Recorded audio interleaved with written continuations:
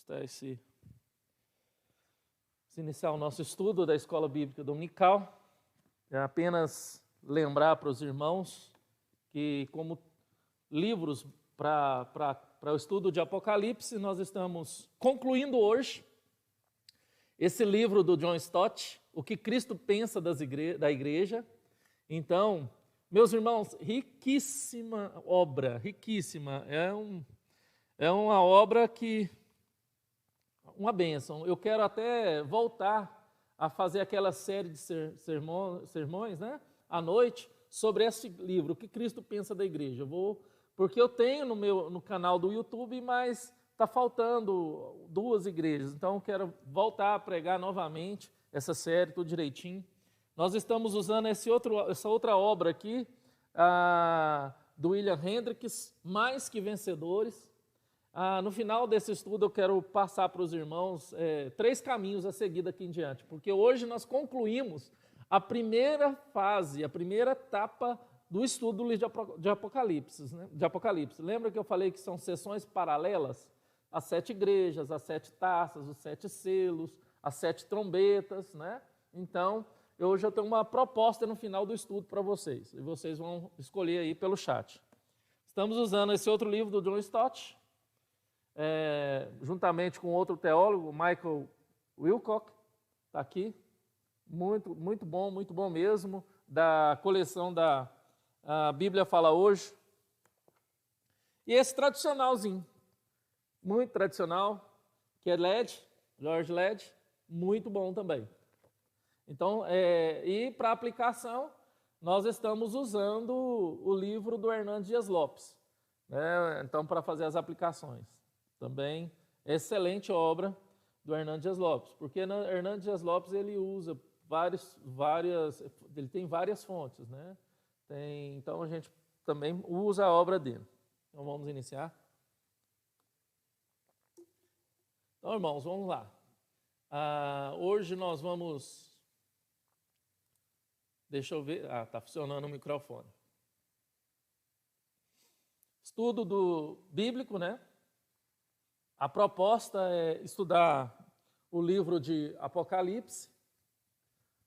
Então, nós estamos hoje concluindo a primeira sessão desse paralelismo que a gente vê, um paralelismo progressivo, né? Até então, eu estou usando o texto básico, o livro, a obra básica como referência para esse estudo, o material que a gente teve lá no Mackenzie, que eu tive no mestrado, com o Dr. Leandro Lima, então, da Igreja Presbiteriana de Santa Amaro. Então, eu estou usando esse material até agora. Então, mas eu vou apontar 3 caminhos para vocês no final desse estudo e vocês vão escolher pelo chat, tá bom? Vamos lá. Apocalipse significa, a palavra Apocalipse significa revelação. Vocês estão vendo o meu mouse passar aí? Então, a palavra Apocalipse significa revelação. Então, revelação de quem? Do Senhor Jesus Cristo a João na ilha de Patmos. João estava preso na ilha de Patmos, um prisioneiro do Império Romano, e na ilha de Patmos funcionava uma mina de carvão com trabalho escravo. Então, existia. Então, ele tinha o seu trabalho forçado ali, como escravo na ilha de Patmos. O Senhor Jesus Cristo veio a ele e revelou para ele, né, o que iria acontecer, e o que estava acontecendo e o que iria acontecer com a igreja daí para frente. É uma revelação do Senhor Jesus Cristo à sua igreja. Então, a palavra Apocalipse significa revelação. Vamos seguir nosso estudo.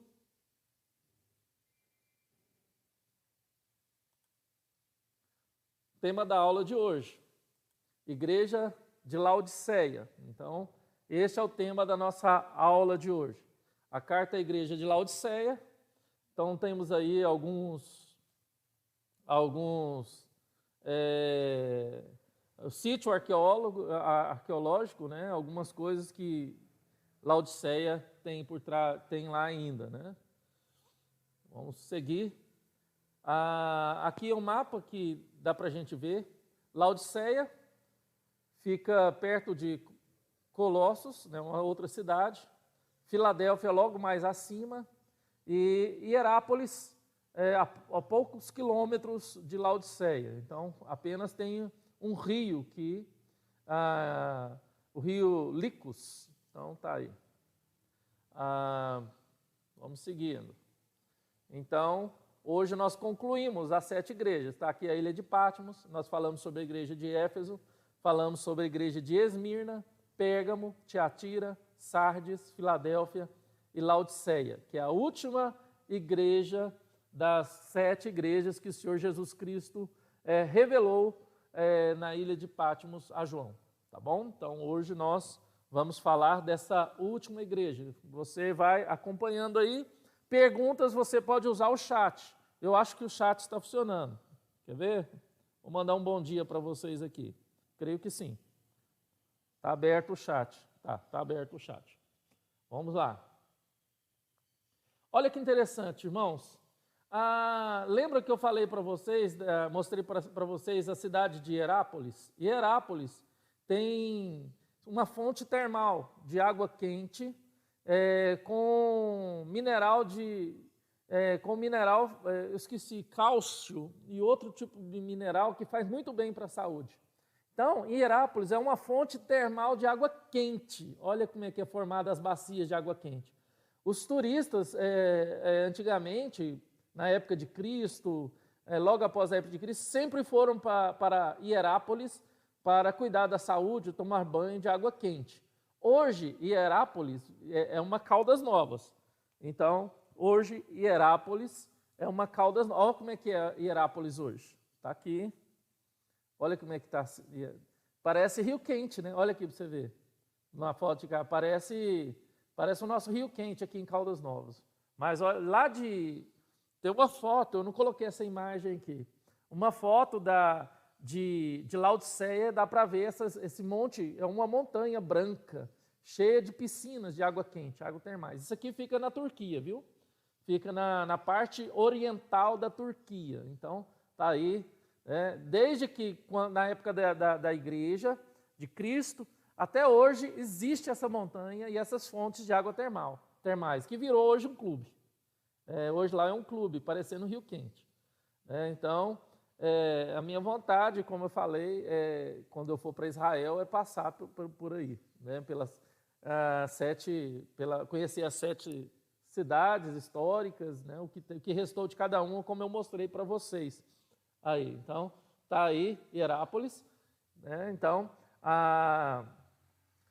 os romanos fizeram dutos que levava essa água quente e passava por baixo de toda a terra. Deixa eu voltar lá atrás para vocês.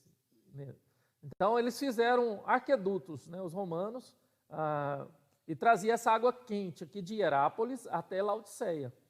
Né? Quando essa água chegava aqui em Laodiceia, essa água chegava já morna. Então, não era mais quente, era morna.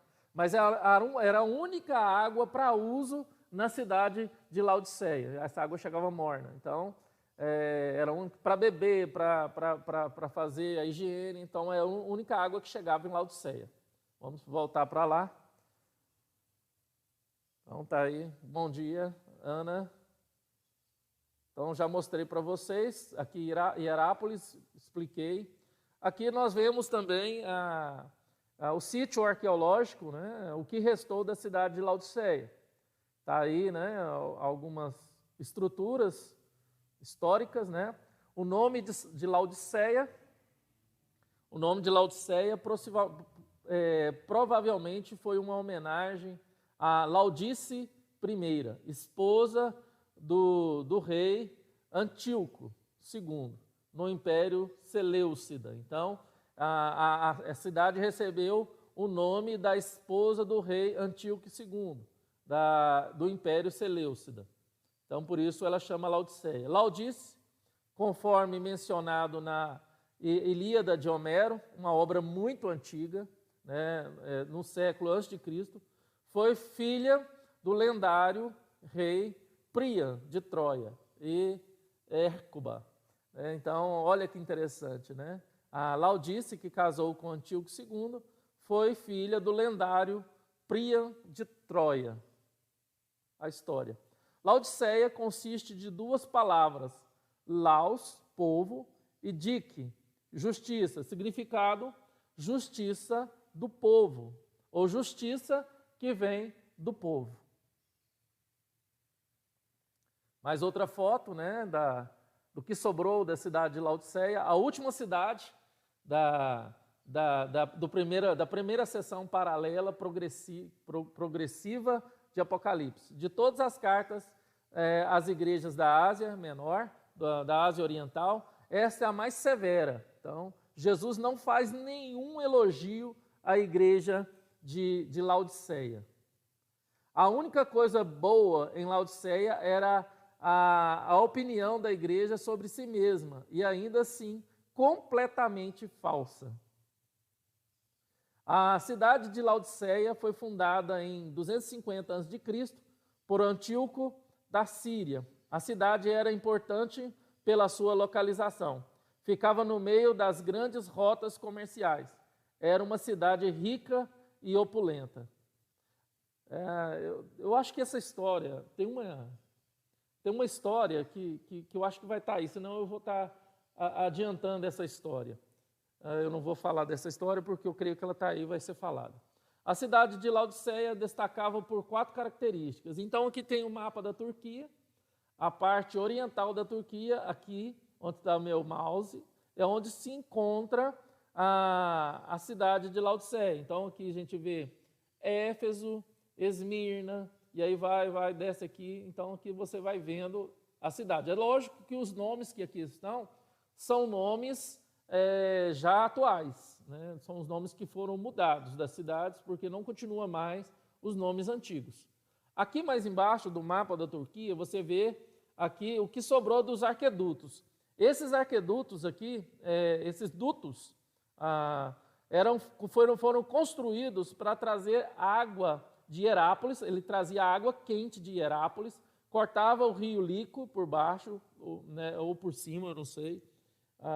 E aí, quando chegava em Laodiceia, a água chegava morna. Então, vamos lá. A cidade de Laodiceia destacava por 4 características. A primeira característica de Laodiceia, ele era um centro bancário e financeiro. Então, era uma das cidades mais ricas do mundo, lugar de muitos milionários. Em 61 d.C., foi devastada por um terremoto e reconstruída sem aceitar a ajuda do imperador romano. Os habitantes eram jactanciosos da sua riqueza. A cidade era tão rica que não sentia necessidade de Deus. Então, ela se achava autossuficiente. Segunda característica da cidade de Laodiceia era centro de indústria de tecidos. Em Laodiceia produzia-se uma lã especial famosa e muito famosa no mundo inteiro. Então, era uma lã famosa no mundo inteiro. E a cidade estava orgulhosa pela roupa que produzia. Um pequeno detalhe que eu quero trazer para vocês aqui sobre essa lã que era famosa no mundo inteiro, essa lã era preta. E as roupas que produzia dessa lã eram de cor preta. Então, eram vestes pretas, mas eram uma lã famosa, era uma qualidade muito grande essa lã preta, e esse tecido dessa lã preta que era fabricada com essa lã e vendida para o mundo inteiro. Então, eu quero que você preste bastante atenção nessas características da cidade. Primeiro, pela sua riqueza e jactância, autossuficiência. Depois, pela água morna que chegava de Hierápolis, que tinha fontes de águas quentes, e por causa da distância chegava morna.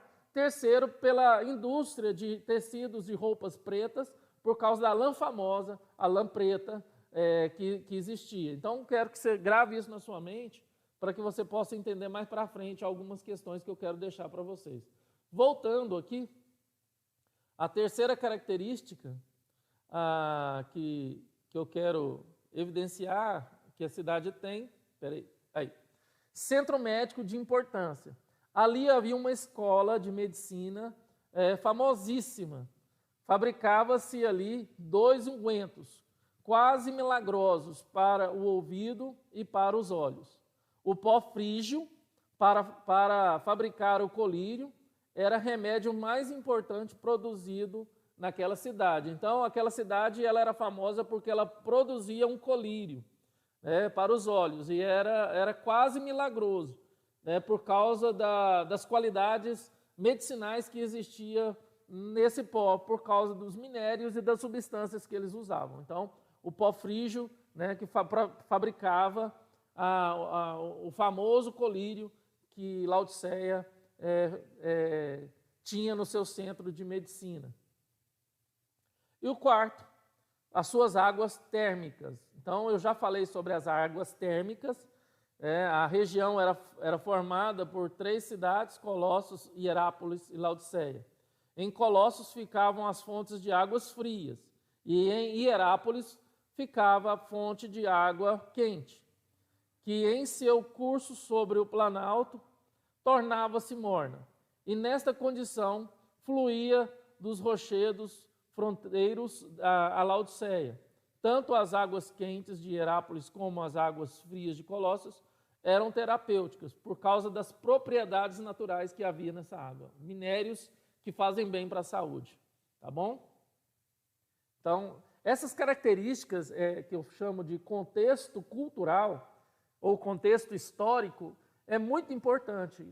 Quando a gente faz hermenêutica no seminário, a gente aprende muito sobre os contextos, né? O contexto histórico, contexto cultural, contexto social, contexto político, geográfico. A gente aprende a usar o contexto para entender o texto. Não apenas o contexto remoto, o contexto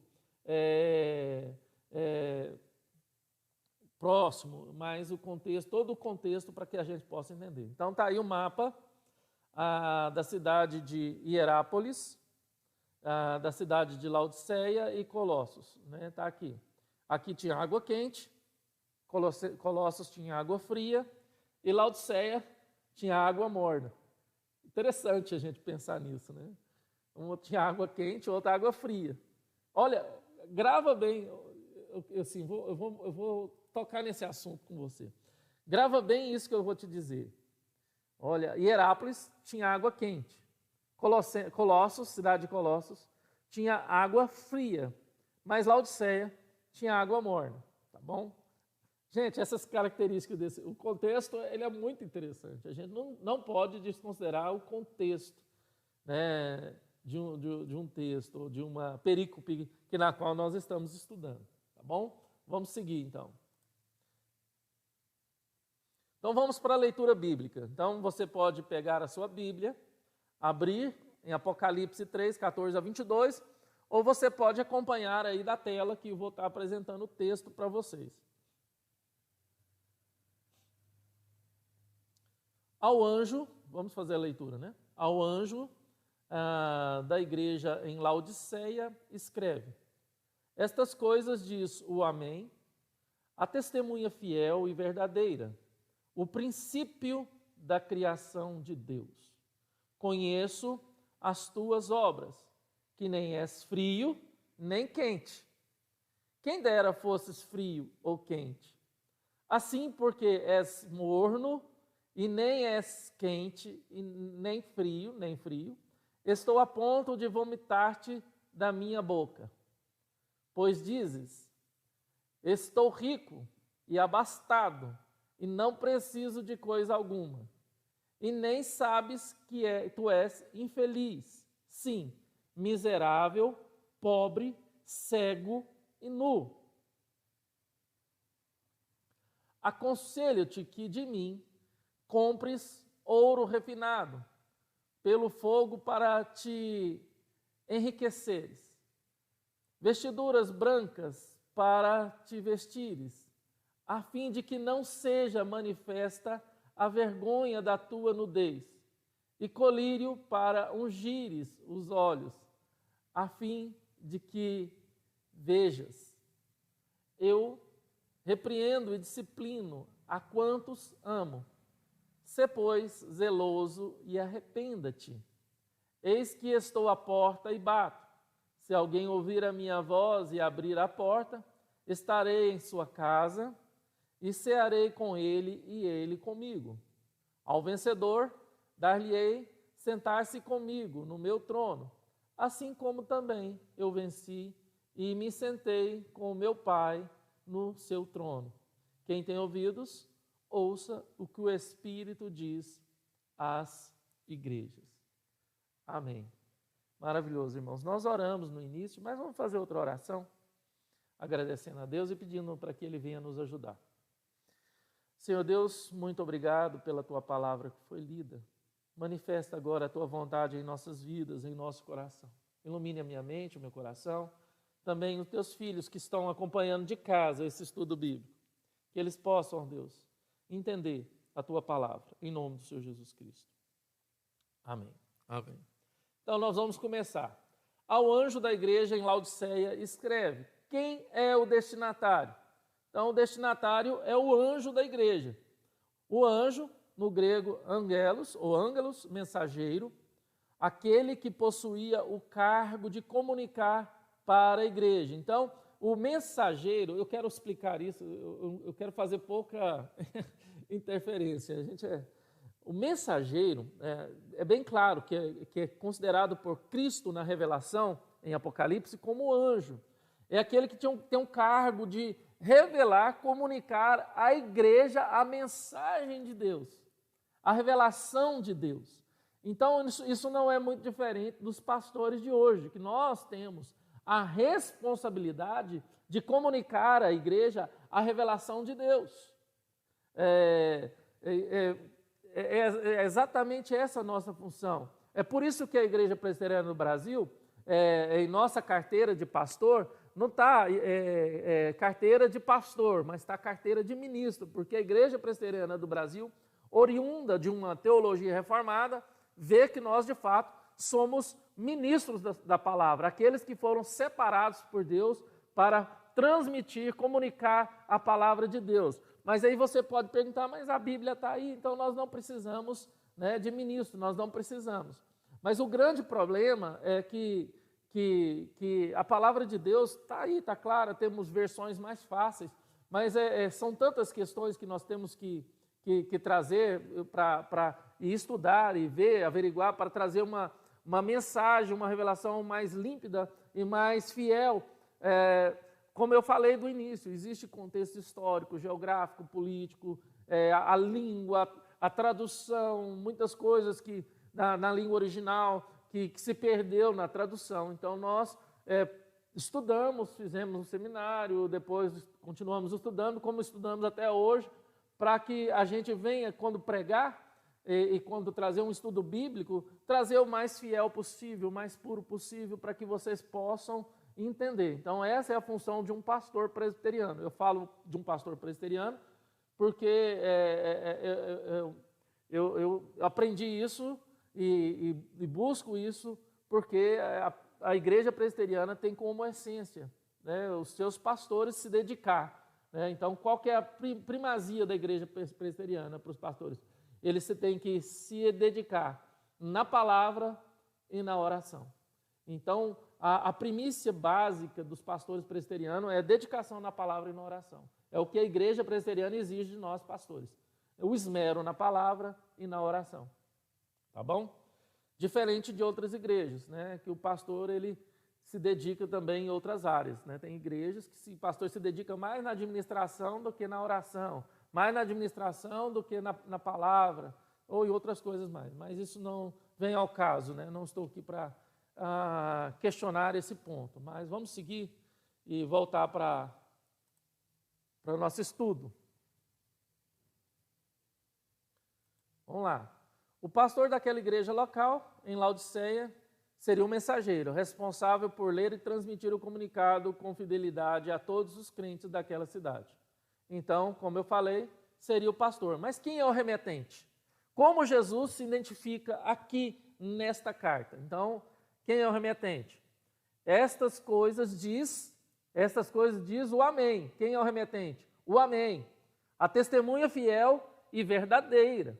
O princípio da criação de Deus. Olha quem é o remetente, preste bastante atenção.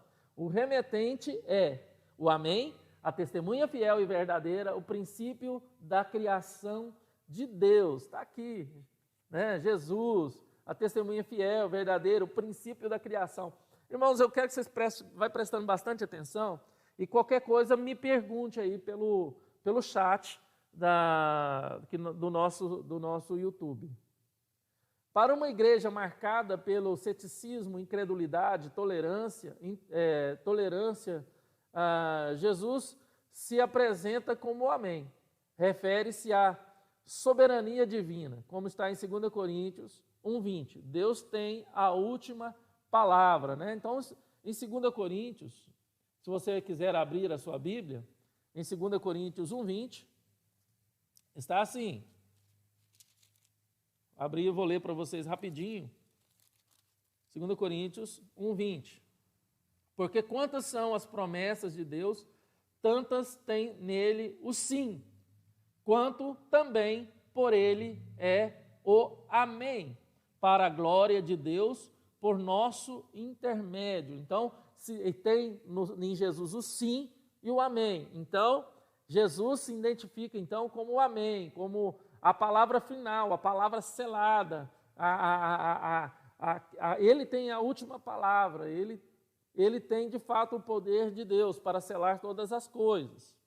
Vamos seguir, irmãos, vamos seguir. Seu diagnóstico da igreja é verdadeiro, seu apelo à igreja deve ser levado a sério. Suas promessas à igreja são confiáveis, em face da vida morna e indiferente da igreja. Jesus é a verdade absoluta que tudo vê, tudo sonda, tudo conhece. Vamos seguir. Quem é o remetente? Ele cumpre o que diz, ele nunca é inconstante. Ele é o amém, é absolutamente consistente. Cristo se apresenta como aquele que é preciso e confiável, testemunha fiel. Refere-se à revelação fiel do Pai, como está em Apocalipse 1:5 e Apocalipse 3:7. Vamos ler Apocalipse 1:5? Apocalipse 1:5, rapidamente. Apocalipse 1:5. Eu não lancei os textos aqui para a gente ler mesmo, você acompanhar da sua Bíblia. E da parte de Jesus Cristo, a fiel testemunha, o primogênito dos mortos, o soberano dos reis da terra. Apocalipse 1:5, que nós acabamos de ler. Agora 3:7. 3:7.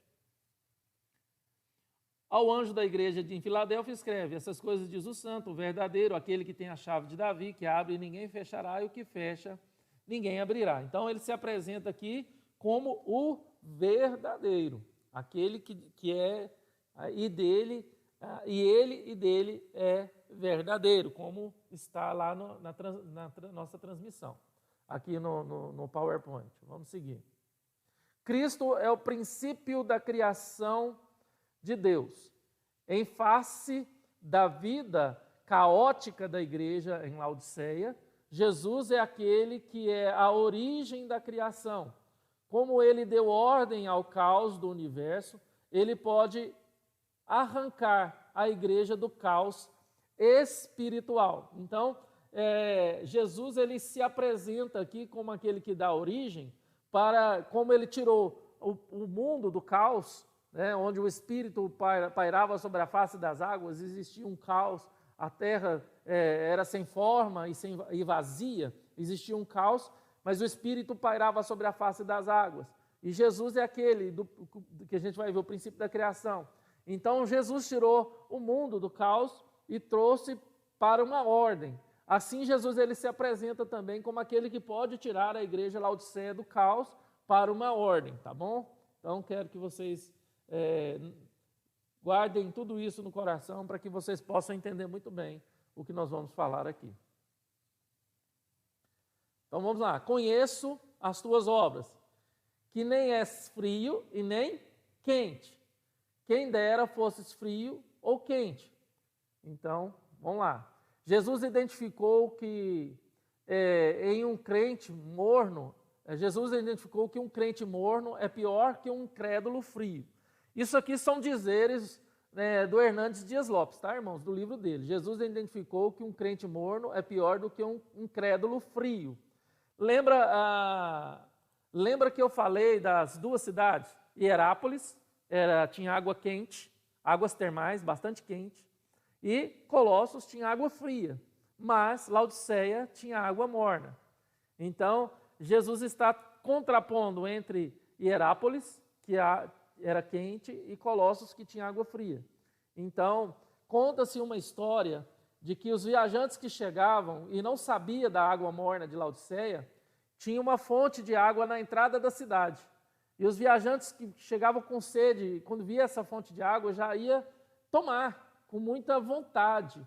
E quando eles punham água na boca, eles vomitavam, eles jogavam essa água para fora. Esse vomitar, eu não sei se eu coloquei aqui no grego, ele não quer dizer tirar do estômago para fora, mas é jogar para fora da boca. Não é o vomitar que nós conhecemos hoje, como diz alguns idosos, botar os bofes para fora. Não, de forma alguma. É apenas rejeitar aquela água que estava na boca, cuspir fora. Tá? Então, vomitar é cuspir fora. Eu não sei se eu coloquei, mas se eu tiver colocado, os irmãos vão ver. Tá bom? Vamos voltar para o nosso texto.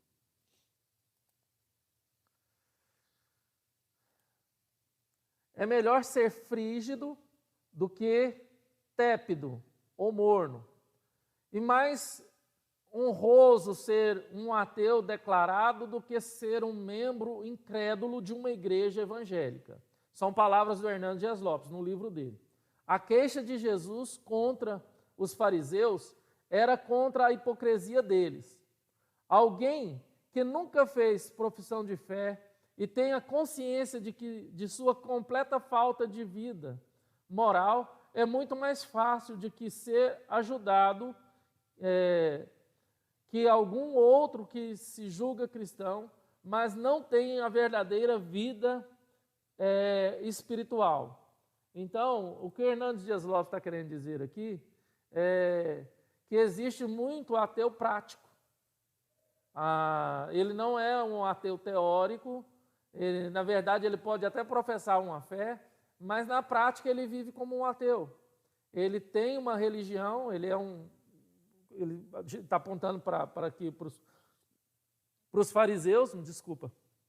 Então ele fala que essa pessoa que não pratica a fé que fala que tem, ele é uma pessoa morna. Ele nem é frio e ele nem é quente. Ele é uma pessoa morna. Tá? Hernandes Dias Lopes trabalha muito bem essa ideia aqui nesse texto que nós lemos. Então vamos continuar aqui. Uma pessoa morna é aquela que há um contraste entre o que diz e o que pensa ser. De um lado, que pensa ser de um lado, pensa ser de um lado, e que realmente é de outro lado. Ser morno é ser cego, a sua verdadeira condição. Então, é não enxergar a sua verdadeira condição. Eu vou explicar sobre essa questão do pobre, cego e nu quando nós chegarmos nessa parte, tá bom, irmãos? Vamos lá. Assim, porque és morno e nem és quente, nem frio. Esse é outro versículo, tá, irmãos? Nós estamos aqui nos versículos já. Eu vou abrir minha Bíblia aqui já para que os irmãos possam estar verso 16, tá, irmãos? Verso 16. Tá? Verso 16. Assim, porque és morno e nem quente, nem frio, estou a ponto de vomitar-te da minha boca. Então, eu botei essa imagem. Cristo declara conhecer a igreja, porque és. Ele sabe, ele conhece. A realidade dela é tão reprovável como algo que o estômago rejeita. São palavras que eu tirei do livro do Hernandes Dias Lopes. Não diz que a vomitou, mas a rejeitou. É aquilo que eu expliquei para vocês agora, tá, irmãos? Mas que está a ponto, ou seja, o que ela lhe provoca é um enjoo, que significa desagrado, uma ânsia de repulso, irmãos. É de algo que você quer jogar na sua boca, tirar da sua boca. Eu lembro de uma história, me desculpa, mas eu preciso desse tempo, né? Mas já vai terminar rapidinho, não preocupa não. Eu lembro de uma história, quando eu falo de algo que vai na boca e você quer jogar para fora, eu acho que cada um tem uma história disso, uma textura que você sua boca não dá conta e você quer jogar fora. Mas eu lembro de uma história de uma amiga de faculdade da Cássia, ela tem na época ela tinha um filho adolescente, mais para jovem para adolescente. Não vou falar o nome da amiga. E eles moram numa chacrinha lá em Miranápolis. E aí ele acordou de madrugada com sede e não percebeu que dentro do copo de alumínio tinha uma pererequinha pequena. E aí quando ele botou a água na boca, ele sentiu algo estranho na língua e ele cuspiu fora. Então ele sentiu ânsia por aquele pequeno animal na boca. Ele sentiu ânsia. E toda vez que ele lembrava daquela situação, ele dava enjoo, ele dava vômito, porque foi uma situação muito incômoda, né? Muito difícil. Eu creio que é uma ilustração bem para que a gente entenda o que Cristo está querendo dizer aqui, né? Que aquela igreja provocava essa ânsia, esse repugnar na igreja, nele, né? Então, olha que interessante que Jesus fala de Laodiceia. Então, os motivos são dois, né? Que Jesus disse que provocava essa ânsia, esse enjoo nele.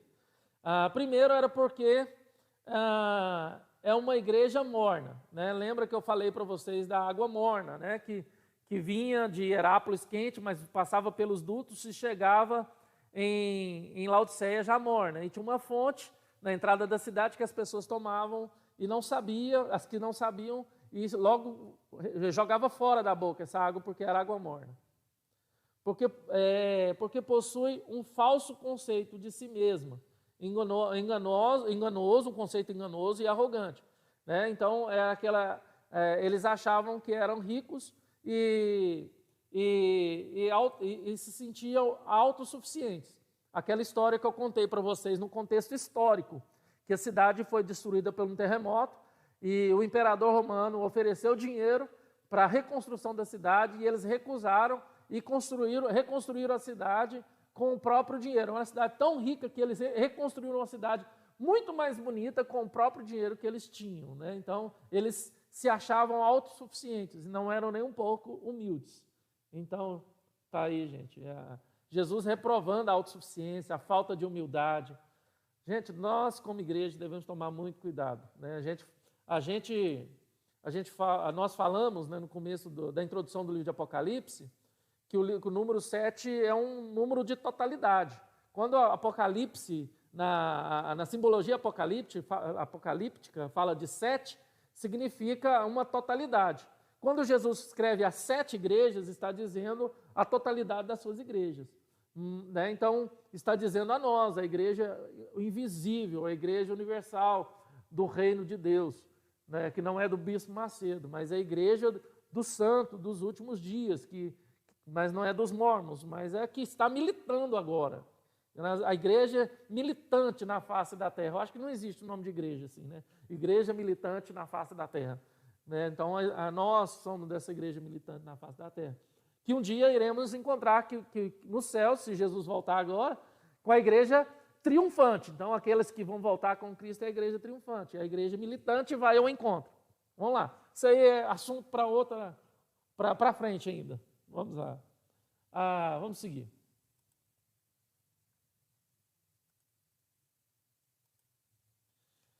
Assim, porque é morno e nem é quente, nem frio, estou a ponto de vomitar-te da minha boca. Você só vomita o que ingeriu, só joga fora o que está dentro. A igreja de Laodiceia era de Cristo, mas em vez de dar alegria a Cristo, estava provocando náuseas nele. Uma religião morna provoca náuseas. Jesus tinha muito mais esperança nos publicanos e pecadores do que orgulhosos fariseus. Fomos salvos para nos deleitarmos em Deus e sermos a delícia de Deus. Somos filhos de Deus, herdeiros de Deus, a herança de Deus, a menina dos olhos de Deus, a delícia de Deus. Mas quando perdemos nossa paixão, nosso fervor, nosso entusiasmo, provocamos dor em nosso Senhor, náuseas em nosso Salvador. Irmãos, aqui é bem claro, e a gente para e pensa, porque é uma aplicação que o Hernandes Dias Lopes faz para encerrar essa sessão. E ele traz para a igreja que tipo de igreja que nós estamos sendo. Será que nós estamos sendo uma igreja fervorosa, uma igreja praticante da fé, mesmo nesses momentos de dificuldade ou não? Ou somos uma igreja morna, que a gente provoca ânsia em Cristo, que ele sente enjoo. Então, nós temos que repensar a nossa fé, irmãos. A nossa vida como igreja, a sua vida individual, a minha vida individual. Será que eu tenho sido morno? Será que eu tenho sido um crente morno? Um crente sem graça? Um crente aí mais ou menos, no meio termo? Ou será que eu tenho sido de fato um crente integral, um crente fervoroso, que caminha junto à minha fé com a minha prática e que de fato não se dilui com tantas coisas que o mundo oferece? Então, irmãos, nós temos que repensar essa situação, tá bom? Vamos seguir. Eu não quero ficar só lendo, irmãos, eu quero dar algumas considerações, é normal, mas vamos lá. Cristo repudiará totalmente aqueles cuja ligação com ele é puramente nominal e superficial. Cristo repudiará totalmente aqueles cuja ligação com ele é puramente nominal e superficial. A igreja de Laodiceia desapareceu. Da cidade só restam ruínas. A igreja perdeu o tempo da sua oportunidade, irmãos. Ainda há tempo, de nós como igreja ouvir a voz de Deus, ser uma igreja, sermos cristãos que fazem a diferença nesse mundo. Tá bom? Pois dizes, verso 17, tá? Verso 17. Pois dizes, estou rico e abastado, e não preciso de coisa alguma, e nem sabes que tu és infeliz, sim, miserável, pobre, cego e nu. Irmãos, tem uma história, eu não sei se está no livro do Flávio José. Eu lembrei dessa história agora, porque quando eu fiz uma série de sermões, que preguei na igreja há uns 4 anos atrás, sobre o que Cristo pensa da igreja, baseado no livro do John Stott, tem uma história de que a cidade de Laodiceia, os criminosos, quem roubava, quem assassinava, quem era inimigo da cidade, eles pegavam essa pessoa, confiscavam tudo que essa pessoa tinha, essa pessoa perdia tudo, tiravam-se dela as suas roupas, furavam-se os olhos dela, então ela tinha 2 olhos furados, e essa pessoa, ela vivia à mostra na cidade, com os 2 olhos furados, nua e acorrentada pelos braços e pelos pés, andando na cidade. Então, essa pessoa, ela era exposta ao vexame para toda a cidade. Eu não sei, eu não lembro quanto tempo essa pessoa ficava, mas essa pessoa perdia tudo, era confiscado tudo, ela perdia tudo, ficava pobre, era furado os seus 2 olhos e andava nu pela cidade para expor suas vergonhas. Era o que esse povo dessa cidade fazia com os marginais, com aqueles que eles achavam que eram com os inimigos. Eu não sei se faziam isso com os cristãos, eu não sei. Isso eu não posso falar. Se a perseguição aos cristãos na cidade de Laodiceia chegou a esse nível. Apenas eu sei que faziam isso com os criminosos, tá bom? Então, vamos seguir. Não está aí essa história porque eu lembrei hoje dessa história, tá bom? Jesus identificou que a autoconfiança da igreja era absolutamente falsa, Então está aí no verso 17. A tragédia do auto-engano.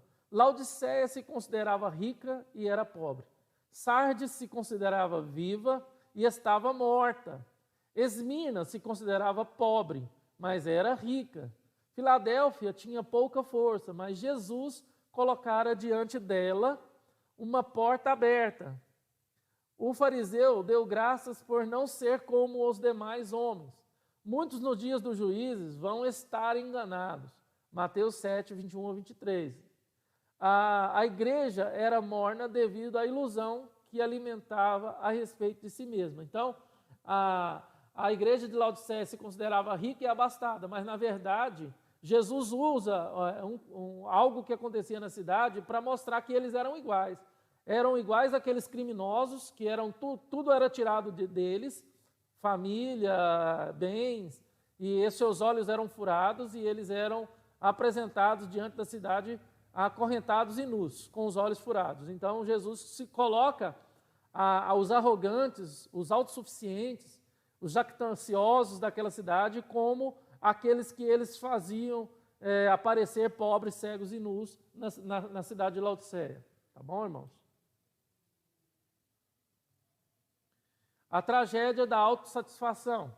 A igreja disse, não preciso de coisa alguma.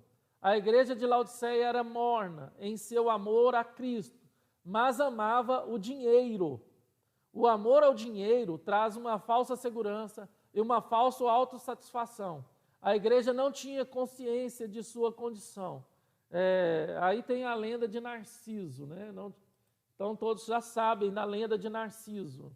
Mas o que eu quero deixar aqui para vocês sobre essa questão, a Bíblia diz que o amor ao dinheiro é o pecado de idolatria, né? E a Bíblia chama o dinheiro de mamon. Então, a igreja de Laodiceia, ela amava mais a sua condição financeira, mais o dinheiro, do que a Deus. Ela sentia mais segurança no dinheiro que ela tinha do que em Deus. Então, aqui, Hernandes Dias Lopes, quando faz essa aplicação, ele deixa bem claro que o coração daquela cidade não estava em Deus, mas sim no dinheiro que tinha, na riqueza que tinha.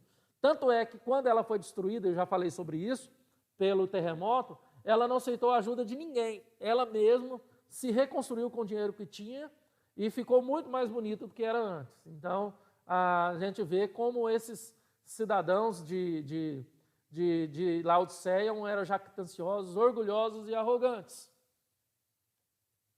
É um cuidado que nós devemos ter, irmãos. A nossa igreja não pode ser jactanciosa, arrogante. A igreja tem que ser humilde e tem que ser totalmente dependente de Deus. Nós não podemos ser dependentes do dinheiro. Isso é uma cilada. Não só a igreja, mas nós cristãos também.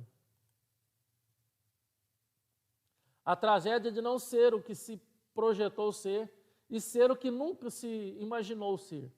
Estava orgulhosa do seu ouro, das suas roupas e do seu colírio, mas era pobre, nua e cega. Então, lá no contexto histórico, eu mostrei para vocês que era uma cidade de bancos, uma cidade bancária, onde muitos tinham seus paraísos fiscais, se assim eu posso dizer, né?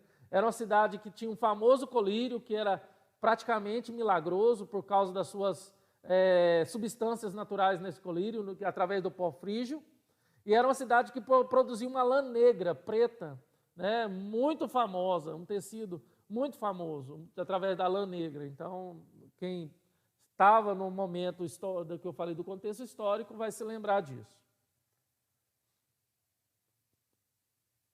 Pois dizes, sou rico e abastado e não preciso de coisa alguma, e nem sabes que és infeliz, sim, miserável, pobre, cego e nu.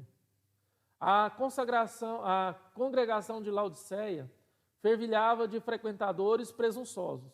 Eles diziam, estou rico e abastado e não preciso de coisa alguma. Os crentes eram ricos, frequentavam as altas rodas da sociedade, eram influentes na cidade.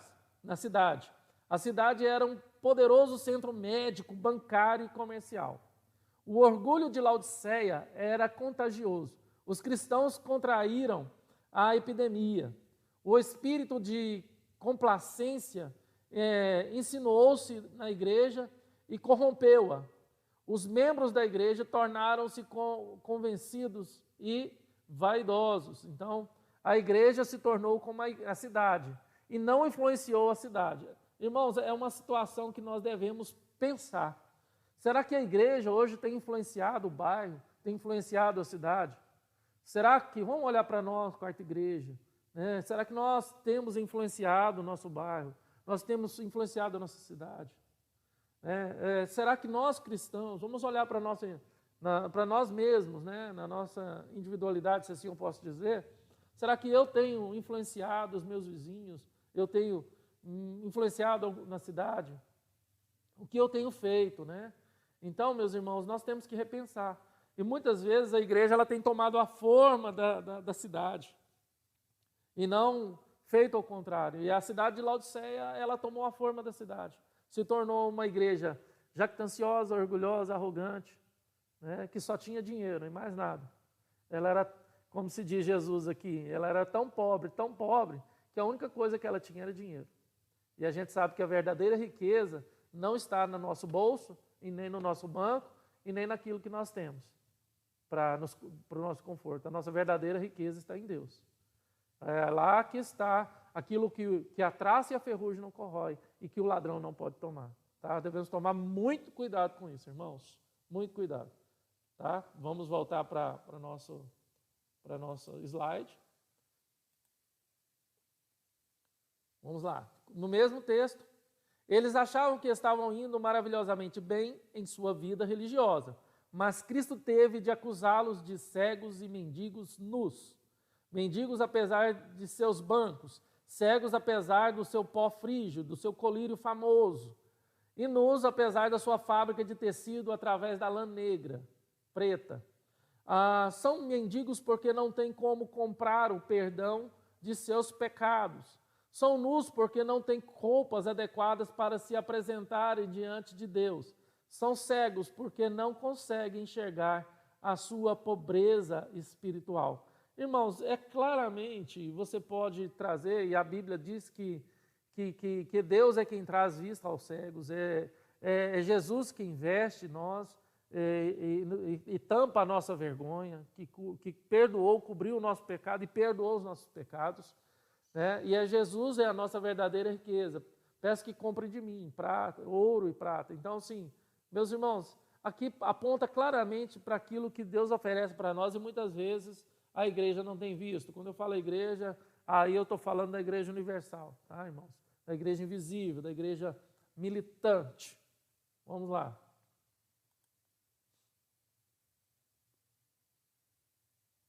Aconselho-te que compres de mim ouro refinado pelo fogo, para te enriqueceres, vestiduras brancas para te vestires, a fim de que não sejas manifesta a vergonha da tua nudez, e colírio para ungires os olhos, a fim de que vejas.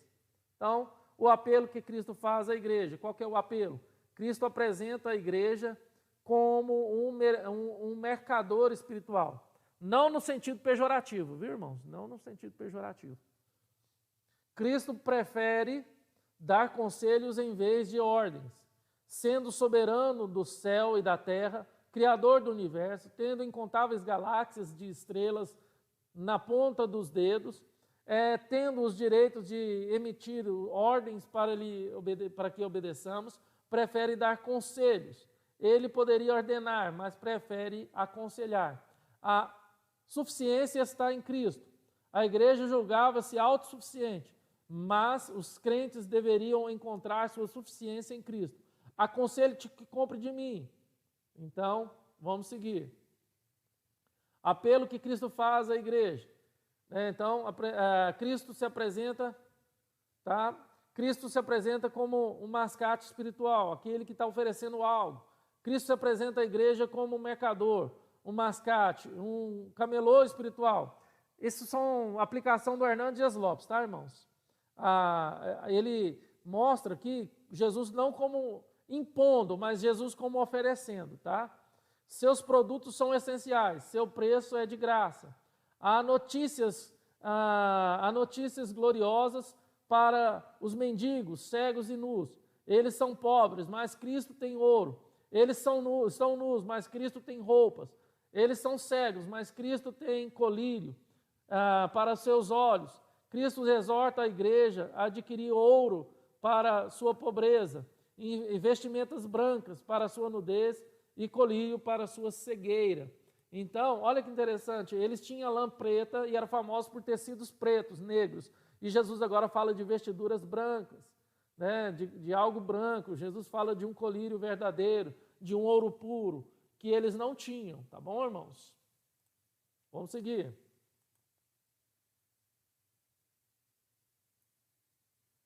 apelo, está lá de novo. A preciosa mercadoria que Jesus oferece, ouro que Cristo tem, é o reino do céu. A roupa que Cristo oferece são as vestes de justiça e da santidade, o perdão de Deus, né? Eu acrescento aqui. O colírio que Cristo abre os olhos para o discernimento, quer dizer, a visão espiritual, o discernimento espiritual. Cristo está clamando os crentes a não confiarem em seus bancos, em suas fábricas, em sua medicina. Ele os chama a Ele mesmo. Só Cristo pode enriquecer nossa pobreza, vestir nossa nudez e curar a nossa cegueira. Então, irmãos, é bem claro que Jesus fala, olha, para de confiar no dinheiro que vocês têm. Para de confiar nas vestes que vocês têm, na lã que vocês têm. Para de confiar na medicina que vocês têm, no prófrígio, no colírio. Porque o que eu tenho é melhor, o que eu ofereço é melhor. Então, muitas vezes, nós entregamos o nosso coração diante de tantas coisas, a nossa confiança a muitas coisas que não é Deus, irmãos. E como igreja, nós somos conclamados por Cristo a confiar somente nele. Não naquilo que temos, ou não naquilo que a medicina nos oferece, ou que a ciência nos oferece. Porque nessa pandemia que nós estamos vivendo, nós não temos ainda nada. Nenhum medicamento, nenhuma vacina, nem nada. Irmãos, temos que confiar em Deus. Tá bom? Vamos continuar. Advertência, verso 19. Eu repreendo e disciplino a quantos amo, pois zeloso e arrependa-te. Cristo chama a igreja a uma mudança de vida. Vemos aqui uma explanação e uma exortação. Eu disciplino e repreendo a quantos amo. Sê, pois, zeloso e arrependa-te. Desgosto e amor andam juntos. Cristo não desiste da igreja. Apesar de sua condição, ele a ama. Antes de revelar o seu juízo, vomitar da sua boca, ele demonstra a sua misericórdia. Repreendo e disciplino aqueles que amo. Então Jesus adverte que antes de disciplinar, que antes de bater, ele diz que ele repreende, ele exorta, ele disciplina. Irmãos, hoje eu vou falar sobre isso. Hoje o meu sermão de hoje à noite vai falar sobre isso. Então, nós vemos que toda a situação que advém sobre o mundo e sobre a igreja está dentro da soberania de Deus. É prova, é disciplina de Deus. E toda a disciplina de Deus é bem claro aqui a igreja de Laodiceia. É uma advertência. Deus está falando para nós, olha, eu repreendo e disciplino aqueles que amam. Então, nós devemos ouvir a voz de Deus diante das circunstâncias, irmãos. Precisamos ouvir a voz de Deus. Hoje à noite eu vou falar claramente no sermão sobre hoje à noite sobre isso, tá bom, irmãos? Então, hoje à noite, às 19 horas. Vamos seguir. Disciplina como ato de amor. Então, a disciplina como ato de amor. A pedra precisa ser lapidada para brilhar. A uva precisa ser prensada para produzir vinho. Inegavelmente, é porque Jesus anseia salvá-los do juízo final, é que os repreende e disciplina. Então, Jesus, de fato, demonstra aqui que quer salvá-lo, quer salvar aquela igreja, aqueles irmãos. Tá bom? Vamos seguir. A base da disciplina é o amor, porque ele ama. Disciplina, né? Então, assim, bem claro, né? Que a base da disciplina de Deus, de Cristo, é o amor. Porque ele ama, chama ao arrependimento. Porque ele ama, nos dá a oportunidade de recomeçar. Porque ele ama, está disposto a nos perdoar. E nós não podemos virar as costas por amor de Deus, irmãos. Não podemos, como igreja, virar as costas por amor de Deus. Arrepender-se é dar as costas a esse cristianismo de aparências, de faz de conta, de mornidão. A piedade superficial nunca salvou ninguém. Não haverá hipócritas no céu. Devemos vomitar essas coisas da nossa boca. Do contrário, ele nos vomitará. Devemos trocar os anos de mornidão pelos anos de zelo. Irmãos, eu creio que quando o Hernandes Dias Lopes fez essa aplicação, eu vou voltar aqui, ele está falando, irmãos, não da perca da salvação, porque Hernandes Dias Lopes ele é calvinista, ele tem uma boa teologia. Ele não está falando da perca da salvação. E ele está falando, de fato, é aquilo que a igreja estava oferecendo. Né? Que o culto que ele oferecia, que a vida como culto a Deus, a vida deles como culto a Deus, como adoração, a vida deles como adoração, ia ser desprezado. Ia ser totalmente desprezado. Eu estou olhando como se eu estivesse aparecendo para vocês aí, mas agora está assim. Né? Ia ser desprezado, irmãos. E aquela questão que a gente sempre fala, aquele texto que eu preguei uma vez aqui, que eu não lembro mais a referência, se alguém lembrar, pode escrever aí no chat. Se você tem alguma coisa contra o seu irmão, antes de vir cultuar, antes de vir adorar a Deus, você tem que ir no seu irmão e pedir perdão, porque o seu culto não vai ser aceitado. Então, aceito, né? Desculpa, errei. Então, o que nós devemos fazer, irmãos, é de fato prestar atenção, muita atenção nisso, tá? Hernandes não está falando, Hernandes Dias Lopes não está falando da perca de salvação, tá bom? Não está falando. Senão pode ter uma confusãozinha aí, tá bom? Vamos seguir.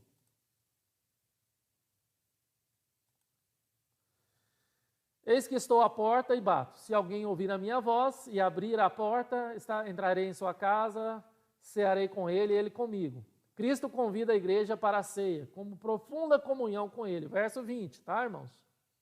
Verso 20. Triste situação. Cristo, o Senhor da igreja, está do lado de fora. A igreja não tem comunhão com ele. Ilustração. O homem que não conseguia ser membro da igreja. Né? Tem uma ilustração que fala de um homem que tentava ser membro de uma igreja, mas ele era sempre impedido, porque a igreja colocava tanto critério para esse homem ser membro da igreja, que ele morreu não sendo membro da igreja. Então é uma história que o Hernandes Dias Lopes conta sobre isso. Vamos lá.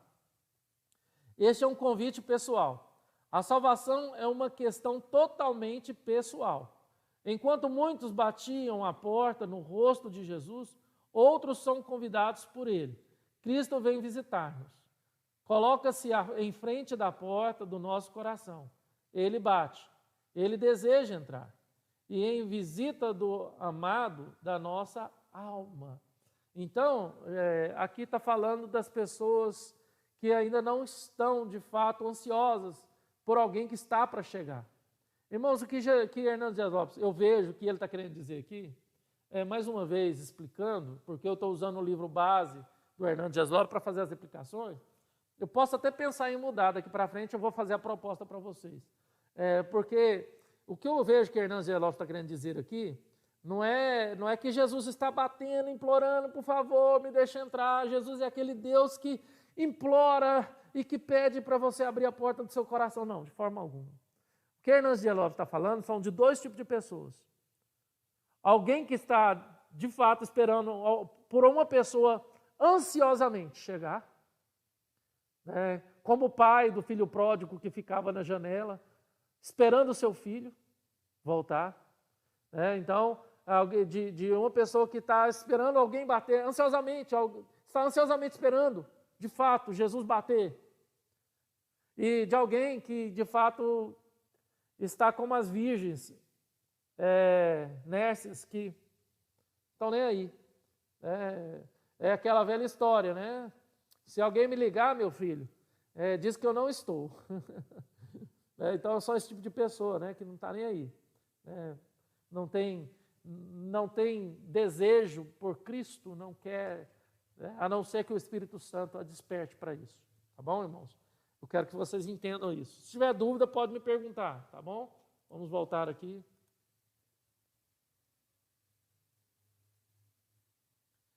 Cristo convida a igreja para a ceia, para a profunda comunhão com Ele. Uma decisão pessoal. Estou à porta e bato. Se alguém abrir a porta, entrarei. Jesus bate através de circunstâncias e chama através de sua palavra. Embora Cristo tenha todas as chaves, ele prefere bater a porta. A porta, a famosa pintura de... Ele coloca uma ilustração aqui. Cristo batendo a porta, mas a porta não tinha maçaneta do lado de fora. Eu expliquei já isso, né? A insistência de Jesus. Estou à porta e bato. De que maneira ele bate? Através das escrituras, do sermão, de hino, de acidente, doença, privações, crises, pandemias, terremotos. É preciso ouvir a voz de Jesus. Irmãos, mais uma vez eu trago um alerta para a igreja. Mais uma vez eu trago um alerta para a igreja. Eu quero até ilustrar aqui rapidamente. Quando essa epidemia chegou no Brasil, a Ana Luísa, conversando com a gente no carro, ela disse de uma pessoa que tinha falado para ela através de outra pessoa que essa pandemia era, de fato, tinha na Bíblia, que essa pandemia, que tinha coronavírus na Bíblia. Que essa pessoa falou para outra pessoa, que falou para Ana Luísa, que o pastor dela falou que tinha coronavírus na Bíblia, Covid-19. No exato momento eu ri, né? Eu ri ali, a Cássia também riu, mas Ana Luísa, na Bíblia não tem Covid-19, está escrito Covid, né? Então agora eu entendo que essa pessoa não quis dizer que o coronavírus estava na Bíblia, Covid, mas que a pandemia, né? A gente sempre soube disso, que as pestes sempre vieram, mas que a pandemia era algo bíblico, né? E de fato é a voz de Deus, né? É Jesus batendo na porta e a gente precisa ouvir, mudar o coração, deixar de ser morno, deixar de ser insensível, tá? Não podemos brincar, irmãos, não podemos brincar de ser igreja, não podemos brincar de ser crente.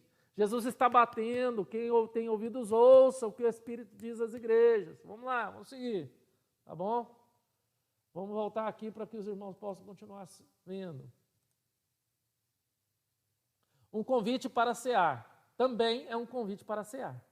Que Ele nos convide a vir e cear com Ele é demasiadamente honra, mas que Ele deseje participar de nossa humilde mesa e cear conosco é tão admirável que ultrapassa a nossa compreensão finita.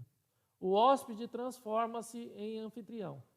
Não somos dignos que Ele fique embaixo do nosso teto e Ele ainda vai sentar-se à nossa mesa.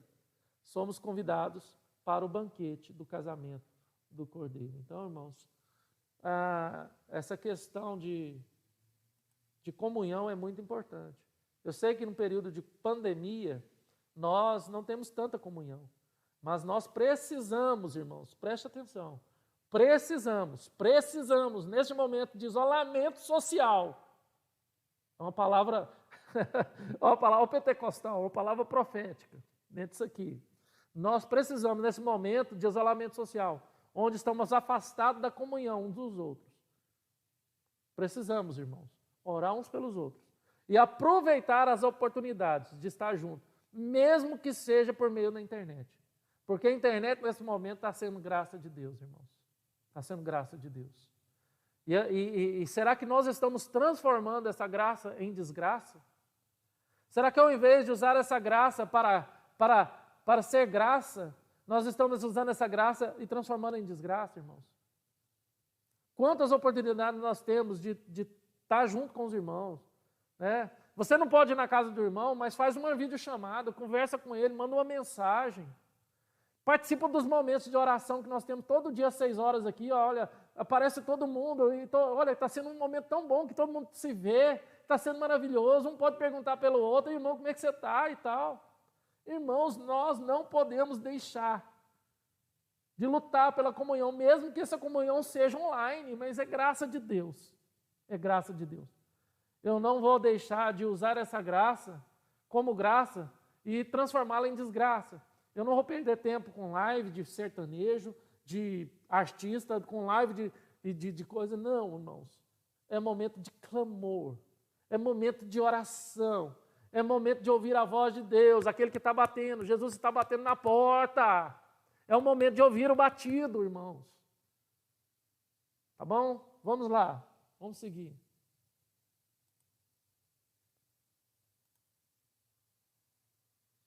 Ao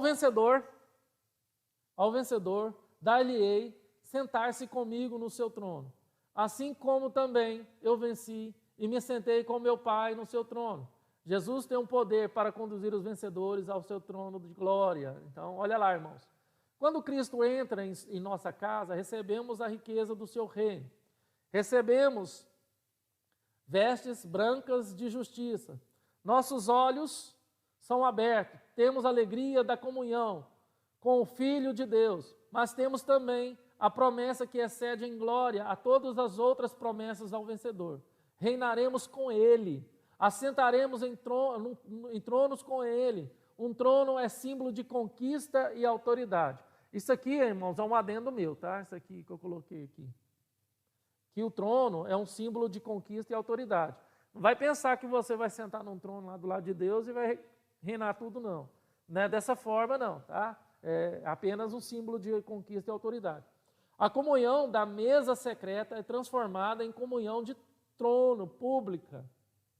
Como Cristo participa do trono do Pai, também participaremos do trono de Cristo. Quando abrimos a porta para Cristo, entrar em nossa casa, recebemos a promessa de entrar na casa do Pai. Quando recebemos Cristo à nossa mesa, recebemos a promessa de sentarmos com Ele em seu trono. Quem tem ouvidos, ouça o que o Espírito diz às igrejas. Conclusão, irmãos, terminando. Cristo conclui com um apelo. Esse apelo é universal, confronta as igrejas que estão cheias de atividades, mas não cheias do Espírito Santo. São evidências externas de pureza e fidelidade a Deus, né? Então, o que nós temos que buscar nesses dias, pureza e fidelidade. Cristo é o remetente primário da carta, mas o Espírito Santo quem aplica suas palavras, quem convence e persuade a igreja ao arrependimento. Cristo é a palavra e o Espírito a voz que ecoa nos corações daqueles que o ouvem. De todas as igrejas edificadas na revelação de Apocalipse e também a nós, irmãos, como igreja. Irmãos, agora eu só quero que vocês me opinem. É o seguinte, um pequeno resumo, né? Resumo da primeira sessão. Terminamos aqui, irmãos, a primeira sessão paralela de Apocalipse. Então, essa foi mais minuciosa, detalhada, porque agora para frente eu quero ser mais, não tão detalhado, mas que os irmãos, essa primeira parte precisava ser detalhada mesmo. Então, a igreja de Éfeso, qual é o elogio da igreja de Éfeso? Rejeita as heresias, paciente e perseverante. Qual a instrução na igreja de Éfeso? Voltar ao primeiro amor. Qual a promessa? Direito à árvore da vida. Igreja de Esmirna, qual o elogio? Suportou o sofrimento. Qual a instrução? Exortação à fidelidade até a morte. Qual que é a promessa? Receber a coroa da vida. Igreja de Pérgamo, mantém a fé em Cristo, esse é o elogio. Arrependimento à idolatria e à moralidade, essa é a instrução.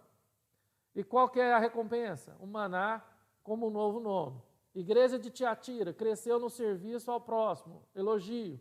Manter a fé e deixar o culto idolatra, né? O culto idólatra. Essa é a instrução. E qual que é a promessa? Soberania das nações e a estrela da manhã. Sardes, alguns mantiveram a fé pura. Esse é o elogio. Qual que é a reprovação? A instrução. Buscar renovo do que ainda sobreviveu. Qual que é a promessa? Honra e vestes brancas. Filadélfia, qual que é o elogio? Perseverante na fé. Qual a instrução? Guardar sua fé. Qual que é a promessa? Lugar na presença de Deus e na Nova Jerusalém. E a Laodiceia? Não há elogios, instrução, se arrepender e voltar ao zelo. E a promessa, compartilhar o trono de Deus. Tá bom, irmãos? Agora o que eu quero trazer para vocês, e eu quero que vocês depois deixem aí no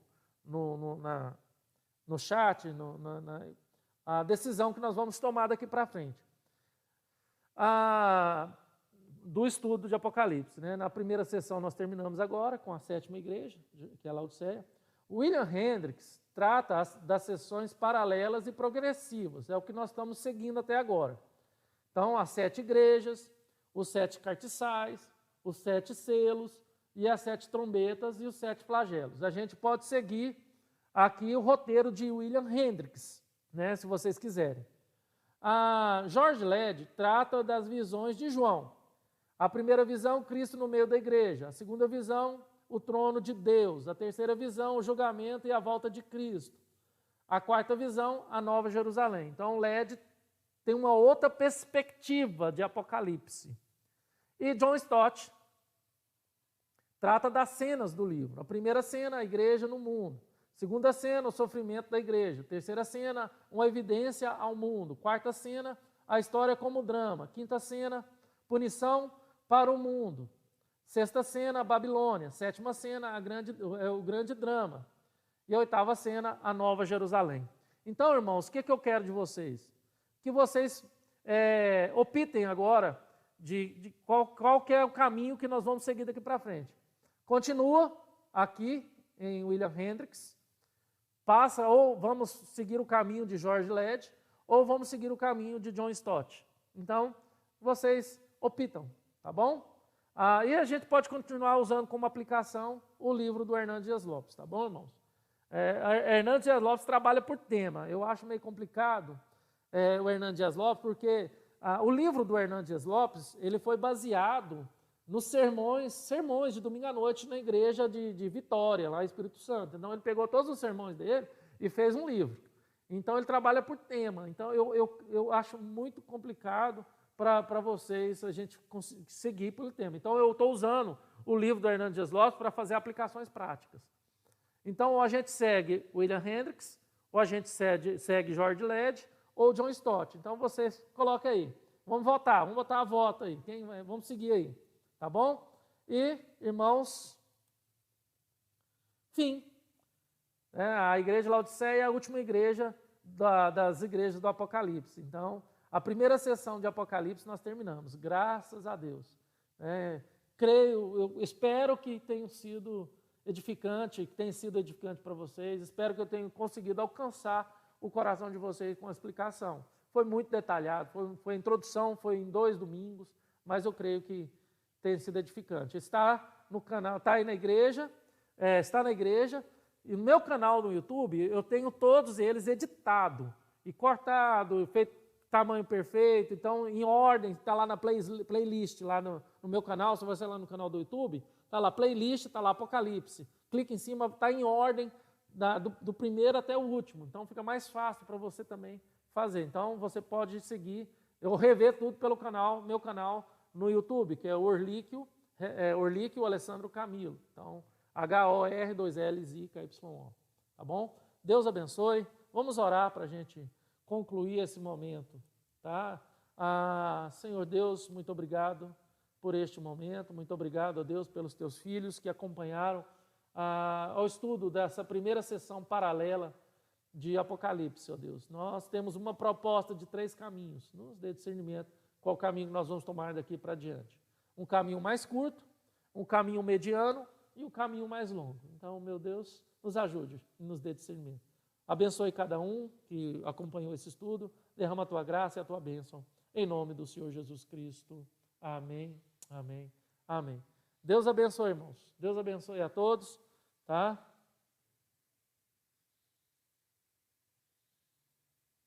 A Ana Grijó, o que significa exatamente, a partir de agora, vamos seguir no capítulo 4 até 22. Sim, vamos seguir do 4 até o 22. Nós seguimos no 1, 2, 3. Então, mas agora eu apresentei 3 caminhos que nós podemos seguir. O caminho de William Hendricks, o caminho de George Led e o caminho de John Stott. Um mais curto, um mediano e outro maior e mais detalhado, que é o de John Stott. E os irmãos, mas todos eles vão apresentar detalhes e vão explicar tudo, todos eles, tá? Só que são perspectivas diferentes, mas são sessões paralelas, né, e progressivas, tá bom? Deus abençoe a todos. Vocês olham aí e me falam, tá bom?